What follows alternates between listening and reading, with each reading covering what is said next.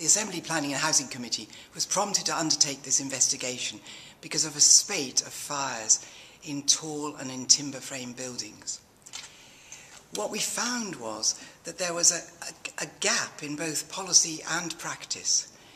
And the important thing we feel, and our most overarching requirement or recommendation, is that the government, who are planning to do a review of fire regulations in 2012, should bring that forward, because we think this is a quite serious and urgent issue.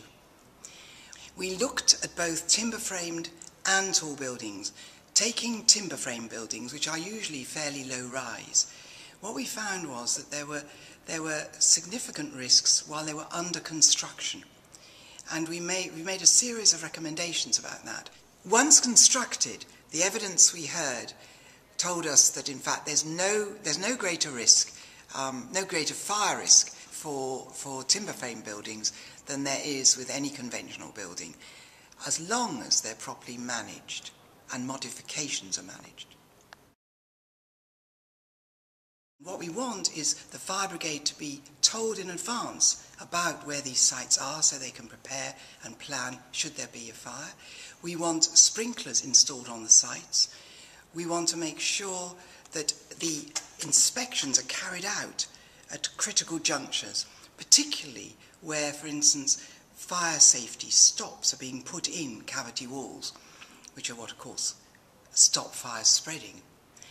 And we also want to make sure that local authorities don't allow any partial occupation of a development before it's completed. When it comes to tall buildings, we found that there's a serious issue about fire risk assessments, that 1 in 5 assessments are really quite inadequate. So we want much better training for fire risk assessors. We also found that although residents in most cases are informed, the information could be much better in terms of evacuation procedures. And we also want new tenants, when they're given their keys, to be given information about evacuation. And then we found that many tenants and residents are totally unaware of the fact that if they do DIY modifications, that these can cause a fire hazard. And the obvious ones are replacing of windows or putting in plugs. So we want information about that. And we also want, when housing officers come round, we want them to routinely look out for modifications that have been made or are being made.